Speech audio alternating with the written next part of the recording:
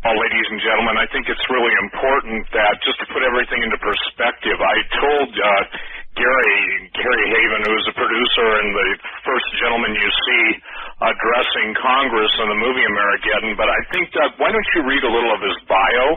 Because I think it's important for people to understand that this is not just an ordinary man that God has raised up. This is an extraordinary man, and I say that with full honor to the living God. But, you know, God places strategic people in strategic places for the absolute time that, in essence, we're all created when we give our hearts to the Lord for those purposes He's provided for us. So go ahead and read his bio, if you would, because I'll do the interview, but I want people to hear who it is we're interviewing. And when you're talking about Gary Haven, you're talking about a man that has pretty amazing communication skills, but more than that, leadership skills.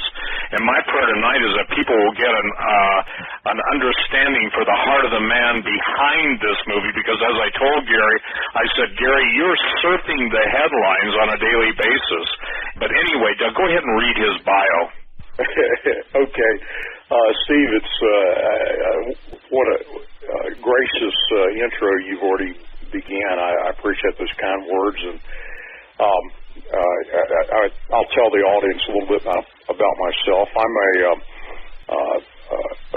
former CEO, and I was the founder of Curves, the women's fitness franchise.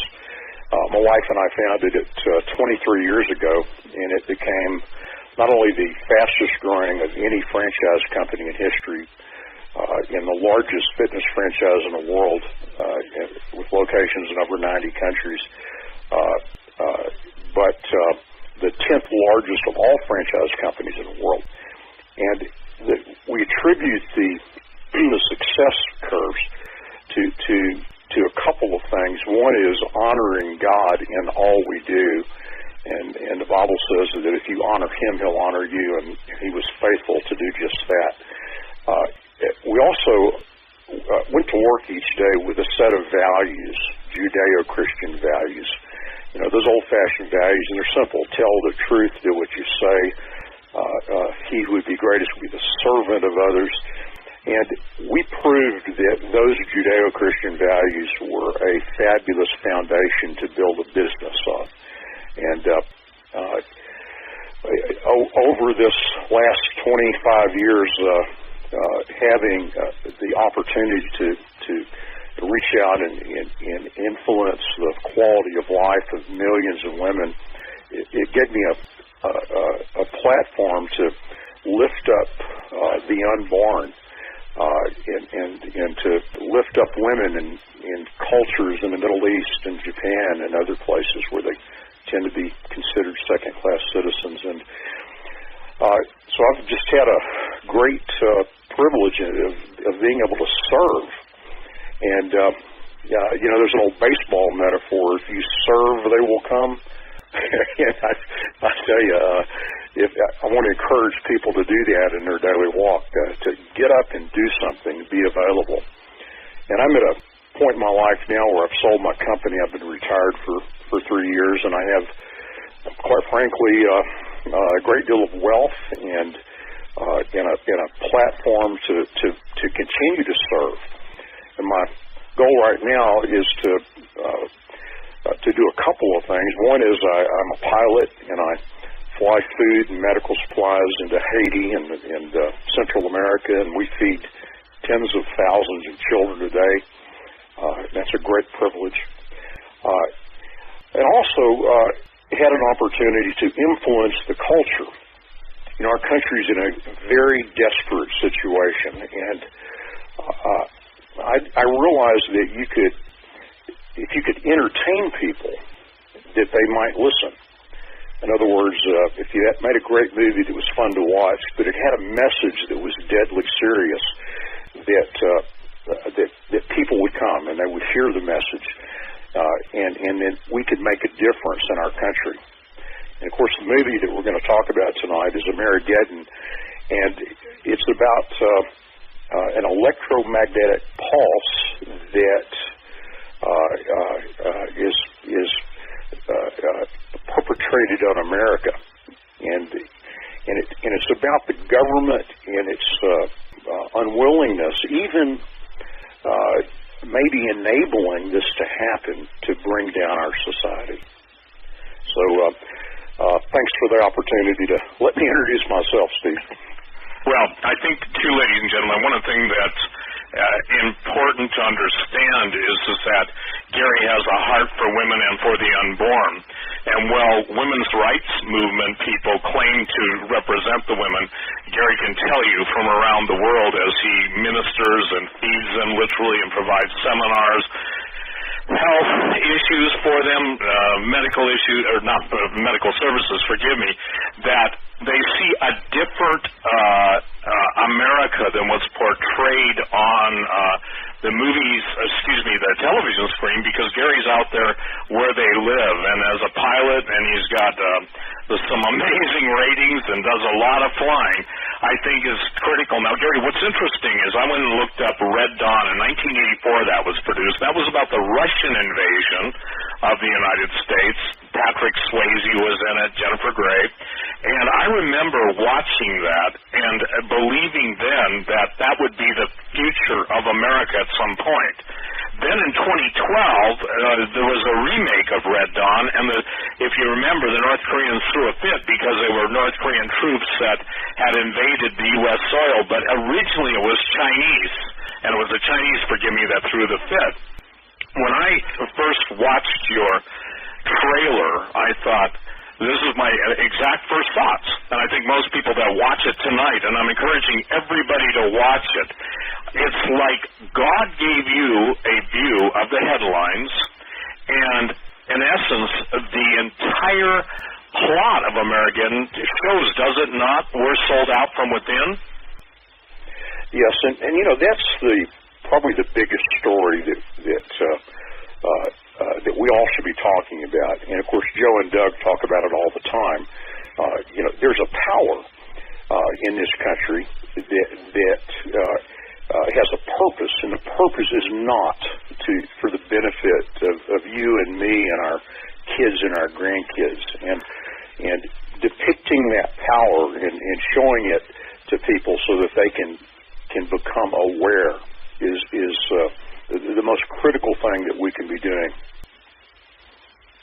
Well, and again, it's fascinating because when you were, how do I say this, deciding to make the movie, you rubbed shoulders, and ladies and gentlemen, obviously God has blessed him with a great deal of wealth. He's in the top 1% financially worldwide. But as you rub shoulders, Gary, and talk to the movers and shakers and guys that are, you know, in your league, what is the thing that is the most surprising to you? Because I think it's important that people understand, because it seems, and you and I have talked about it at length, that obviously the control of this country's financial system comes from outside the country. But do you believe that the majority of people that are in that category of billionaires, do you believe, as you've rubbed, the ones you know, do they get it? Do they really get it as to the lateness of the hour?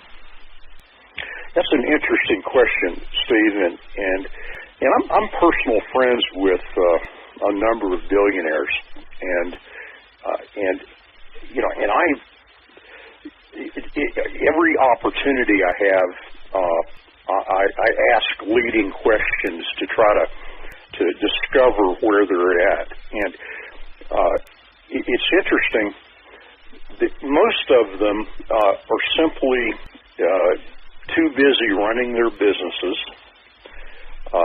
to be involved in something as nefarious as what's really happening.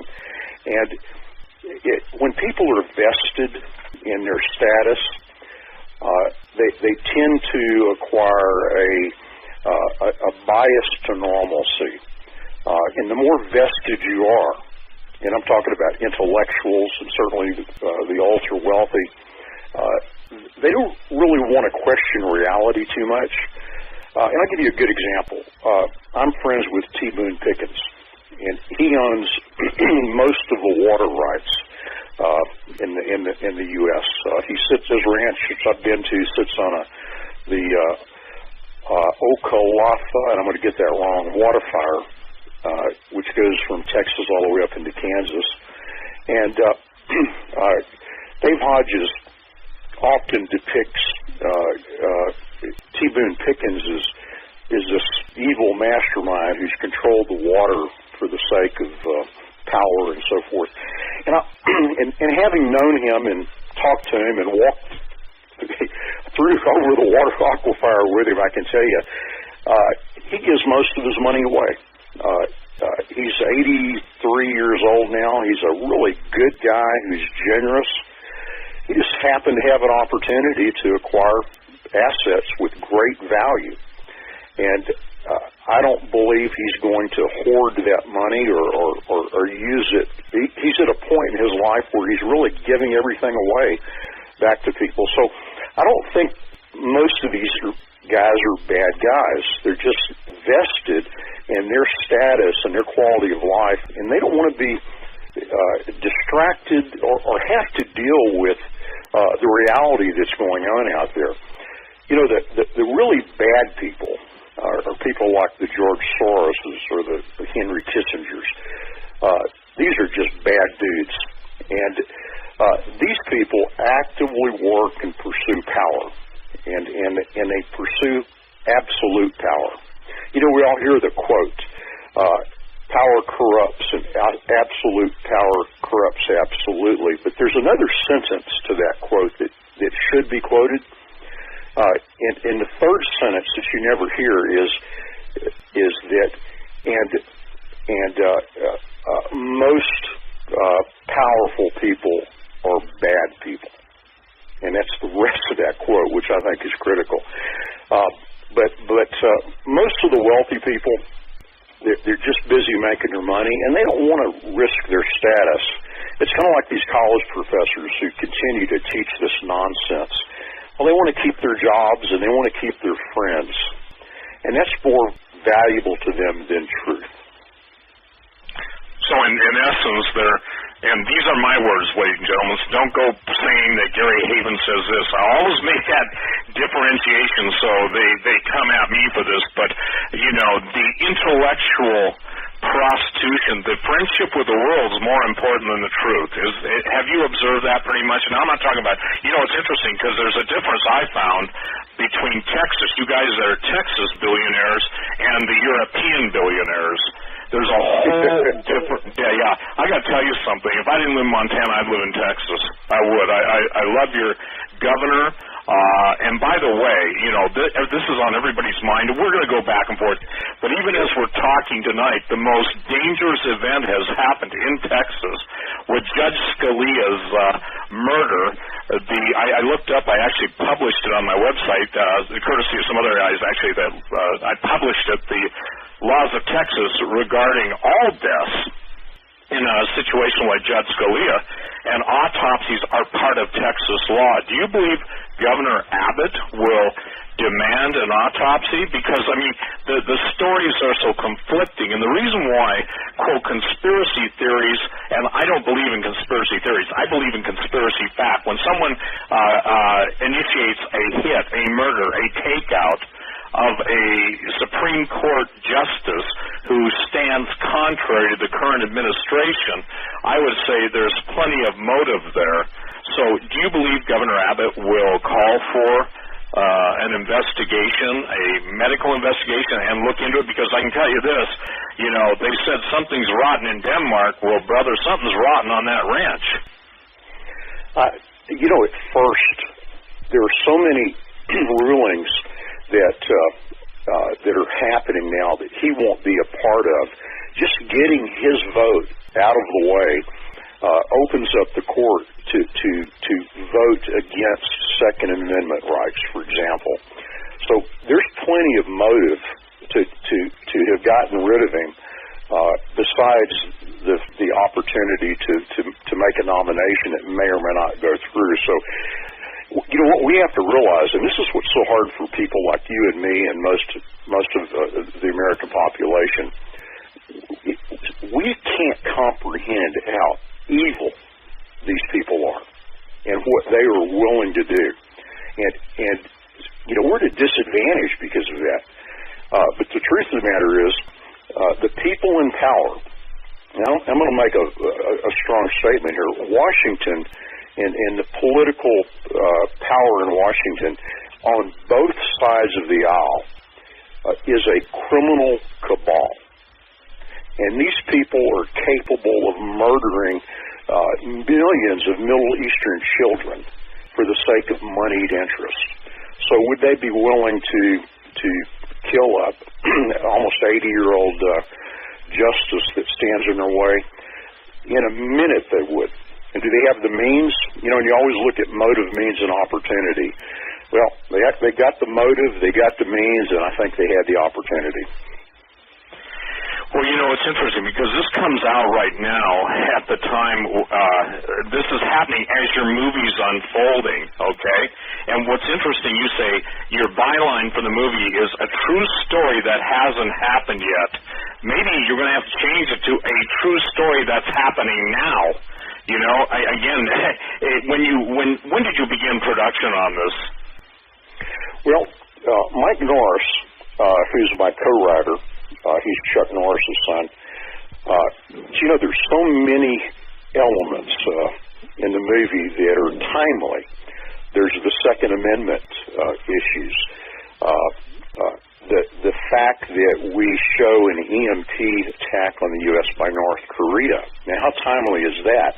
The North Koreans launched a new satellite, KMS-4, on February the 7th. And they have been testing underground, and they claim hydrogen bombs during the last few months. We've been monitoring the detonations, and our mainstream media actually makes fun of the low detonation of these underground tests, when the reality is North Korea never plans to nuke a variety of American cities. They'll never have that capability. What they want to do is do a low detonation nuclear device that will expend a greater amount of gamma rays, which is what destroys electronics. So if I were North Korea, that's exactly what I would do. And of course, we know this. There's been 2 congressional hearings that have told our people in power that this is the most imminent threat to this country. So you have all of this happening in the last few weeks. And then there's the UN deal where our Secretary of State, Kerry, has given the UN authority to come into our country with foreign troops for our safety in the event we have a disaster. And it just goes on and on and on. I think it's important. I think in 90 seconds you show everyone's concern because, again, the going house to house for the guns with the strong support of the Constitution, the Second Amendment by Scalia, and you just mentioned this, I think it's critical that people understand that in the idea of public safety, what that means, bottom line, is everybody who's a bad guy has the weapons, everybody who's a good guy doesn't get to keep the weapons, and the bad guys come after the good guys. And I think that's important. So, Gary, if you were to say, you know, in your movie, run through what you want the people to understand, because I thought the guy that's initiating the order to our president, showing he's basically a puppet. I once said that, if everybody saw the strings attached to the White House, they'd think that, that there's no thread left in the world because it all runs to Pennsylvania Avenue. So, give us, if you would, a rundown on Amerigeddon, the movie, and what's the most, half a dozen, or what do you want people to leave with? Because I thought the 90 seconds was so compelling. I put it up on my website, I think 3 times in one day, and I said, you've got to watch this. You've got to understand that what is going on, what's being portrayed in Amerigeddon, it's like, and these are my words, surfing the headlines. In other words, with every new headline, and these headlines are building. And I don't even know, Gary, I know that you probably, have some idea, but when this is released in theaters, etc., I'm trying to second guess, and maybe I shouldn't do that, but what events will be in play while it's playing out? In essence, you've got a movie on the screen, Amerigeddon. You're dealing with the EMP attack on the United States of America. You're dealing with the confiscation of firearms. You're dealing with the takedown of the United States from enemies within being controlled, the enemies in Washington being controlled by both the enemies within and the enemies without. And I mean, that blows my mind. Like I said, 90 seconds, you give them a reality check. So what are the other things that you're going to portray in the movie, obviously without, giving anything away? But I'm afraid the headlines will probably, basically, you and Mike are going to have to say, hey, we may need to bring this out a little sooner. Obviously, I'm chomping at the bit. And Doug, Joe, I've been talking to Gary and say, man, we got to get this thing out there. When I say we, I'm talking about those of us who are helping him in the field of the alternative radio, alternative media, and so go ahead and take your time and deal with that issue. Well, first of all, the purpose of making the movie, and I want to restate that, to try to get people's attention is really tough. And I realize that people enjoy being entertained. And so if you can make a movie that's entertaining, but is also fact-based, and I was committed to everything being as accurate as we possibly could make it. And it's kind of almost eerie right now with all of these things going on, just as the movie's coming out. But I wanted people that have a passion for truth, and also a duty to warn people of what's coming. And we all know that the names were called and the ridicule we get for doing it. This is a vehicle for all of us to come together. The Hagmans and you and Alex Jones had a neat role in the movie. He played the evil senator, and he was particularly evil. He did a fantastic job. And so we created this entertaining movie as fact-based as possible so that we could get the message out and people would come and watch. We could bring our friends. We could bring our family members that that really don't like to listen to this when we try to talk to them about it. And so hopefully this is going to be a tool for all of us to use to wake people up in this country, to wake as many people up as we can while we still have time. And I think the story begins with recognizing that we have lost our country. Our country is controlled by a shadow government. It's controlled by an elite that have in their sights a one-world government. And they've been working on it for many, many years. And they have accomplished so much of it. And the timing now to finish what they've begun is imminent. And I want, first of all, people to realize that, for example, the president is just a puppet. He was brought into office through the interest of these people in power, and he makes his decisions and policies, and what we do in the Middle East or the Ukraine or at the border are all part of what he's told to do.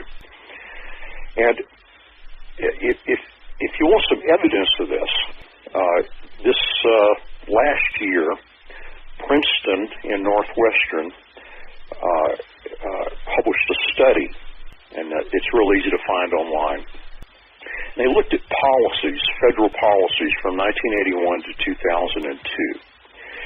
And they wanted to determine who influenced federal policy. Was it the voters of America?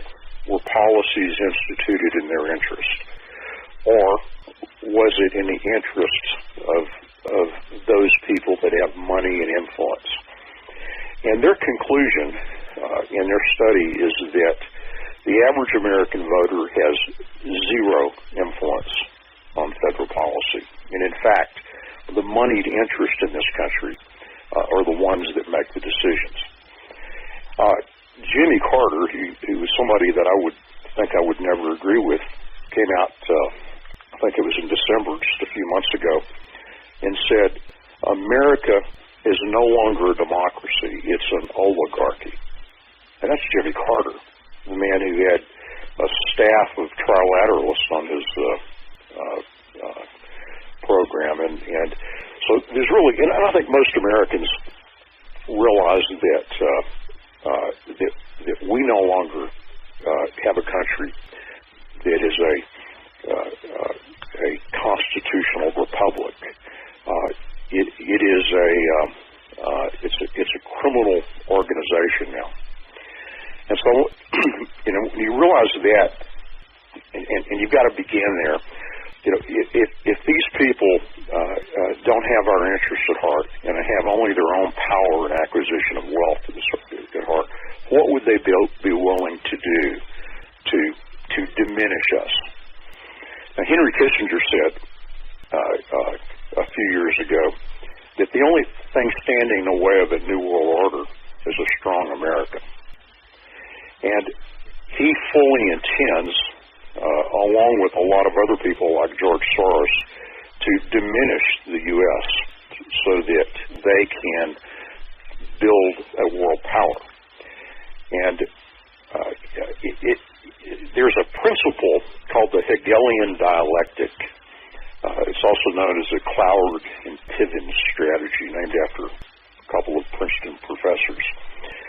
And that's to create chaos.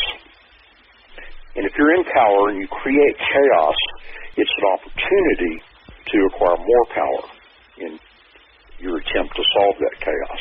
So they deliberately create chaos. And opening the borders to unvetted Syrians is using your common sense. Who in the world would do that? There's no reason to do that. You can put this thing on hold until the FBI can figure out how to vet them. And what a novel idea. Hey, let's not go to Syria and destroy their homes and their livelihoods in the first place. They would have to flee. This is a deliberate effort to create chaos in our country so that they can assume more power as a result of it. And so, if that's their strategy, then, again, what are they willing to do? Well, I believe they're willing to let North Korea detonate an EMP bomb over our country. Talk about diminishing our country so that they can bring in their new world order. And so the movie begins with my character going before a Senate hearing, challenging them to do something to protect our country from its most imminent threat. And there were two congressional hearings, I believe there were 2006 and 2008, where we had EMP commissions. And people like Dr. Peter Pry, who's an expert on this, testified that this is a real threat, and we need to do something about it. And our government initially had a law that they were going to pursue to harden our grid. And what that means is take the electronics around our country, particularly the power transformer boxes on all of our utilities across the country, and harden them. The cost was about $2 billion to harden the grid so that our electrical grid system wouldn't be destroyed from an EMP. And instead of passing that law and funding it, and by the way, we gave Pakistan $2 billion last year. So this isn't a lot of money to protect our country. And to jump ahead a little bit, if that satellite North Korea has coming over the United States 3 times a day at 300 miles above our surface, which is the optimum altitude for an EMP device. If that goes off, you have the electrical grid in the entire country destroyed, and it will be destroyed. Some of these transformers take 3 years to replace, and by the way, they're only made in China now. And this entire country would be without electricity. That means that most water systems would cease to function. You have no water in your homes. The internet would go down. The banks would close. There would be no banking systems. There would be no on-time delivery of groceries. There would be no delivery of fuel. We would be back to the 1800s. And the EMP Commission determined that within 12 months, 90% of Americans would be dead. So I'm arguing that they do something, and they're arguing back that I'm a nut. And then, of course, the EMP happens.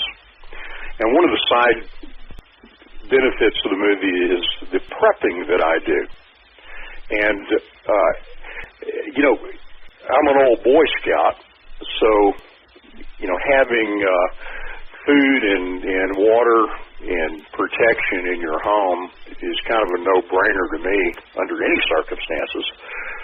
But with a government that is committed to bringing down our country, it's absolutely foolish not to take some kind of preparation. The average American is 9 meals away from starvation. People don't have provisions in their home. And so I show how to prep for this and what the preps mean after it happens. Another interesting thing that I show is that the star in the movie is a young lieutenant. And he's kind of my protege in the movie. And, he's fully aware of the threat to his country. And serving in the Army as an officer, he is faced with a decision where he's ordered to fire on American citizens when he's told to take away their weapons. And I want 1 million soldiers to watch this movie so that they can see this decision and how he goes about making it. And we actually have him say in the movie that he is not required as an American soldier to obey an unconstitutional order. And this is important that soldiers all over America see this movie so that they can think about this before they're asked to do it one day. So the themes, as you notice, are based on a lot of facts. I'll give you another one. The National Defense Authorization Act. I'm sure our audience is familiar with that, but our Congress each year renews this thing. And I'll tell you a funny story. I grabbed my congressman last year, and I said, did you read the National Defense Authorization Act that you voted on? And he said, well, no, not really.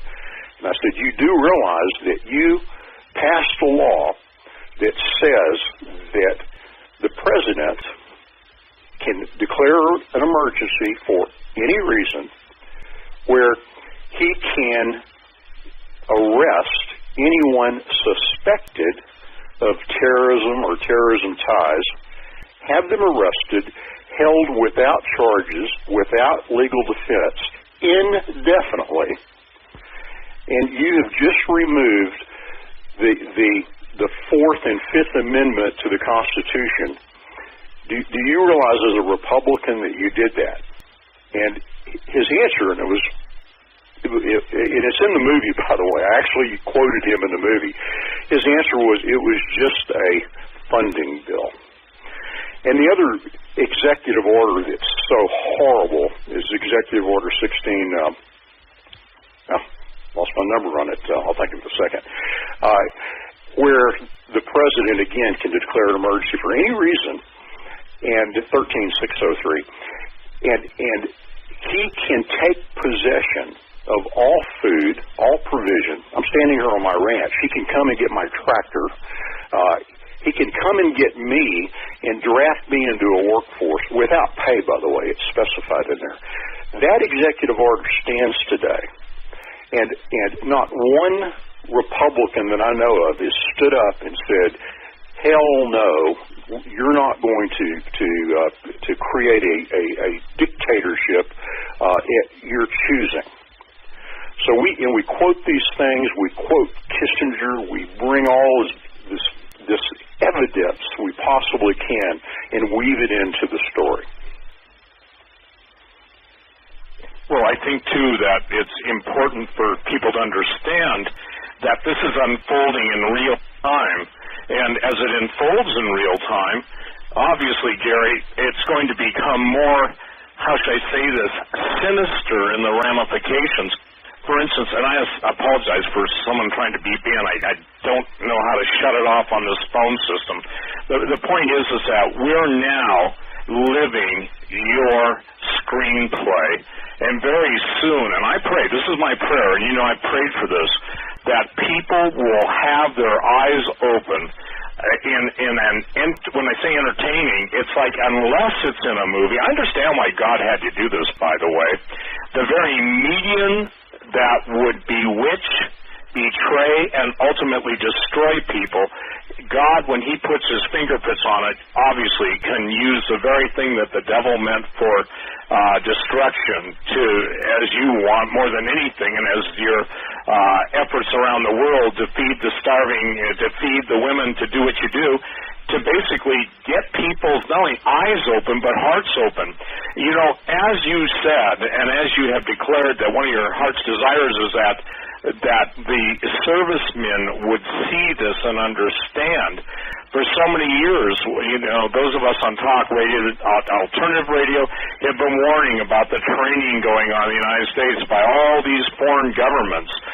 By the way, the United Nations are the ones that are directing the whole immigration policy. And I don't call them immigrants, the illegals, I call invasionists, okay?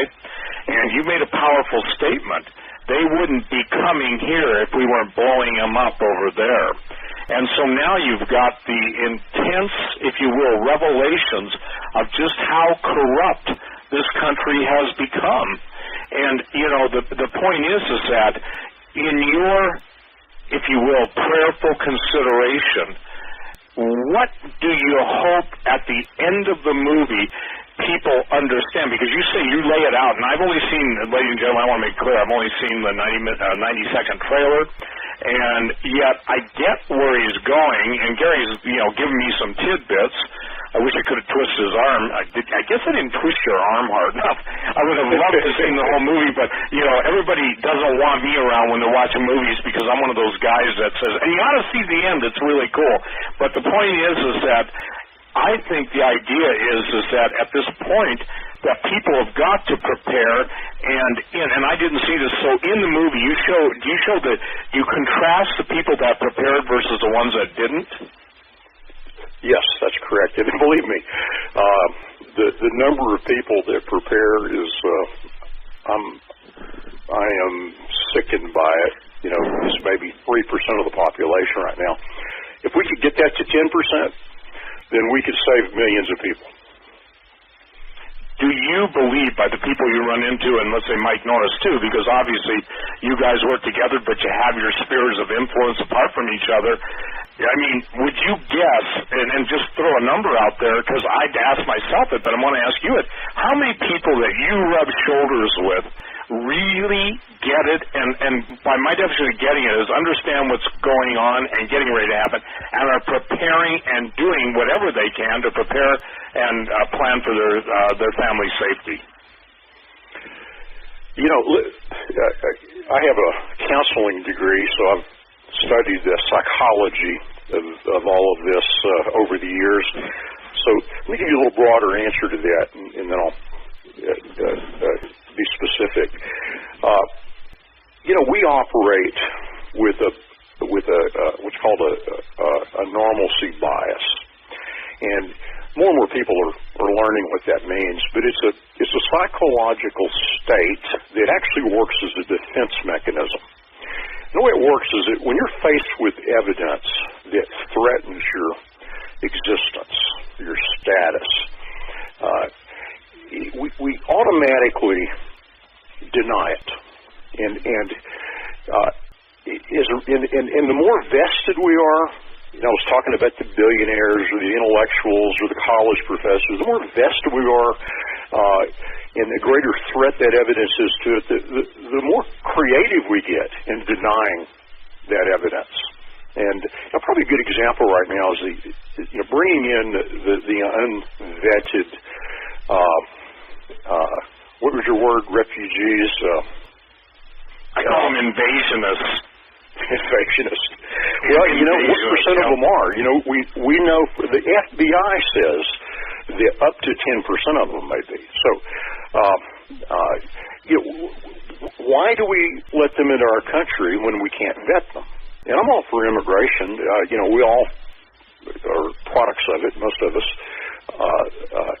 But to the common sense of saying, let's make sure that we're bringing in people that are coming for the right motive.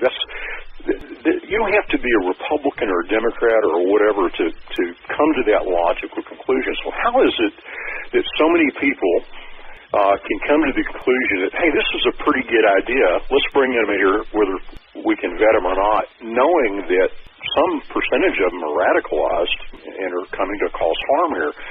How do you make a decision that that's a pretty good idea? And Europe is a good example right now. Where does Merkel come up with it's a pretty good idea to bring all these, a million unvetted immigrants into our country? And the answer to that is one of several things. It can be a normalcy bias because we want to be good people. We want to open our arms to these people that are struggling and so forth. And I get all that, but a normalcy bias kind of blinds us to the evidence that we can't necessarily have an open border without some vigilance involved with it. And by the way, it kind of brings me up to another angle that I like to talk about. There are 3 or 4 reasons people tend to do stupid things. One of them is they're just apathetic. They just don't care. And you got a lot of people in our country right now that to defend them a little bit, it's a struggle to get to work and to take care of your kids and to pay your taxes and they just don't have time to care about these serious issues. Then you've got the ignorant, those that just don't know and are not motivated to learn about it. So between the ignorant and the apathetic, these people in power are able to accomplish extraordinary things at our expense. But then you've got people like Merkel, who just is plain evil. And these people in power in Washington that are continually voting against the interests of their constituents and then coming back and lying about it. It's just evil. And so people like us, you and me, the Hagmans, we have an obligation. In fact, a better word is a compulsion for truth. Now, we serve the author of truth. And, talking about this puts me at risk. Steve, you're on every red and blue and green list in the world. I tell people I'm on the list in the ultraviolet realm. But you know what? It doesn't matter because first of all, we have a duty to a God that loves us, who requires us to be obedient. So there's no getting out of that. But there's this compulsion for truth. We have to tell the truth no matter where it leads us. And it's our job to warn people. It's our job to speak truth to power. And it really doesn't matter the consequences for that. So anyway, having said all that, I think people talk about 3% of the population are prepping for difficult times, and I think that's probably about right. Let me throw another idea out there, and that's the financial Amerigeddon that's going to be coming. Even if you have trouble getting your hands around, North Korea and an EMP and our government would actually, the people in power that would actually enable that to happen so they could acquire more power. Those things are difficult. Here's one that's not really difficult. We just passed $19 trillion in federal debt the other day. Now, that didn't include the 100 to 200, and I'm being conservative, trillion in unfunded liabilities that are there. And if you just take $100 trillion and there's 100 million American families, the average American family owes $1 million. And what's the likelihood that's going to be paid back? What's the likelihood we could even service that debt, even if there was no interest on it? We are in a financial Amerigeddon right now as a result of the policies of our federal government and the criminal cabal that exists there. And, of course, they can't get away with it except that they own the media. And 98% of the mainstream media is owned by 6 corporations. And on the boards of those corporations sit the same people, as well as the corporatists that buy the advertising, influence the policy. We have a media in this country that, instead of being a watchdog, is a lapdog. And thank God for what you're doing, Steve, and the Hagmans and the alternative media. It's the only source of truth. And, you've got to discern everything you look at. But if we didn't have the Internet and we didn't have alternative media, it would be hopeless. As it stands now, it's hard to say it's hopeful. But God has, as He said, and I believe it's 2 Thessalonians 2:20, He said that because we rejected righteousness, that He would give us great deception. And our country is bought into the deception that killing unborn babies, and I don't know if you saw what New York did today. Yes, I did. I put it up on my website. They're moving towards abortion to the day of delivery. I tell you, I'm so proud to live in Texas. Texas, this last year, passed the 20-week law so that you can't abort a baby after 20 weeks. They also required abortion facilities to have certain care levels, and that caused most of the abortuaries in this state to close. I was so privileged to be on the podium when we swore in our governor, Greg Abbott, and the lieutenant governor. I was up there with about 75 people. And both of these men at the podium, they've already won the election, so they aren't saying this to get votes. But both of them, and I'll paraphrase it, the lieutenant governor said, I have respect for all religions, but I'm a Christian first, and we will pass no laws in this state that are not consistent with the Judeo-Christian values. So I live in a state that is the complete opposite of New York. We value our Judeo-Christian traditions and values and are acting on it. And as a result, I believe Texas may be preserved as a sanctuary.